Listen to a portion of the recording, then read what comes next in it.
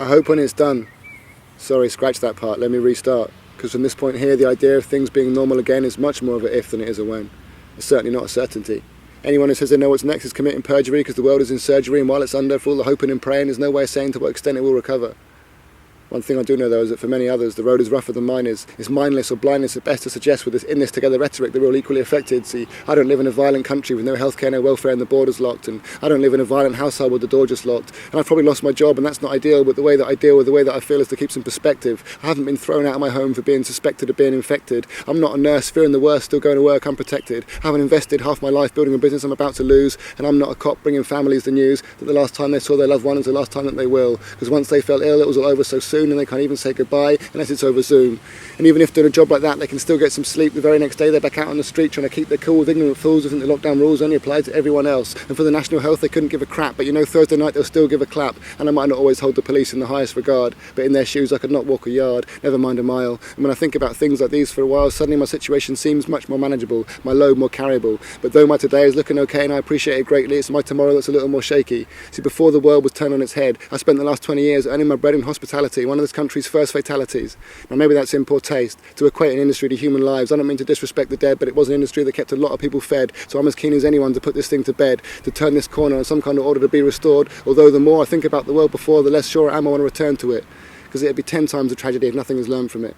And evidently, we've all been learning plenty, like how to spend time in your own mind, or that up to a point we'll look out for our neighbour, but that does not extend to toilet paper. Our behaviour on the supermarket shelves was every arsehole for themselves. Gotta get mine, sorry if there's none for you, thinking about number one when it comes to number two. Times of crisis, revealing the worst in us as well as the nicest. From those who put others first, no matter the risk, to those who act like others barely exist. And it's not just the panic buying pasta hoarders, it's the quarantine ignorers, still visiting their mates at the dates, having VE parties or Barbies in the park, still paying their fellow humans precious little regard. Of course it's hard, we're all trying to be stronger, but selfish pricks like you just make it go on longer. And another thing we've learned is whose jobs are really important, the ones on which we all depend, and which ones were capable of pausing without causing the world to end. And much more notably, we've seen how totally out of step that is with our ideas about which careers we value and respect. So don't forget, no matter the impression you have of the worthiness of your profession, in reality most of us just don't matter as much as a farmer, a cleaner, a shelf stacker. That's the way it is now, and that's how it's been since the beginning, because it's working people that keep the world spinning.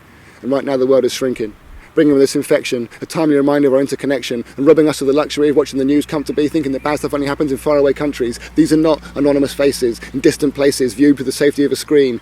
This is people you know and care about right now and here. The fourth wall disappeared as we're subjected to a threat to our very existence without the anaesthetic effect of long distance. And I know people are going through hell, but the realisation that we're vulnerable as well, I hope you remember this. So if we ever see an end to this, then part of its legacy can be a much needed increase in our sense of empathy. And speaking of our collective memory, it'd be a real shame if NHS is on the same trajectory normally reserved for celebrities. So I hope this pedestal we've hastily built for anyone medical is built to last, because heroes are often forgotten too fast, and it seems some in government have forgotten the past. It's deplorable and unignorable how they're hailing as laudable and applaudable those for whom they spent the last decade making life unaffordable. Just cast your recollection back to the last election when Boris couldn't walk through a ward without protection from heckling, or remember the letter signed by over 1,000 medical professionals that fell on deaf ears saying, please don't subject us to another 5 years. So when you see them out there joining in with the claps and the cheers, it's hard not to be cynical, like you're looking at people only believing God when they're in need of a miracle. Them telling us to protect the NHS is weapons-grade hypocrisy, so devoid of moral authority it's like an arms dealer wearing a Remembrance Day poppy. In fact, when it comes to healthcare robbery, probably only one company can touch them, and it's the same one currently crushing your local high street, because when you can afford to cheat, physical shops can't compete. And since the pandemic, the profit they've been offered has been absolutely epic. We're talking literal billions on the back of this catastrophe, but if you expect to collect the correct amount of taxes where you're detached from reality, either that or you're just new here.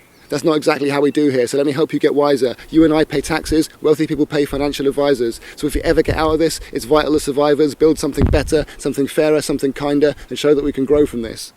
Because all those who didn't make it, you know that we owe them this.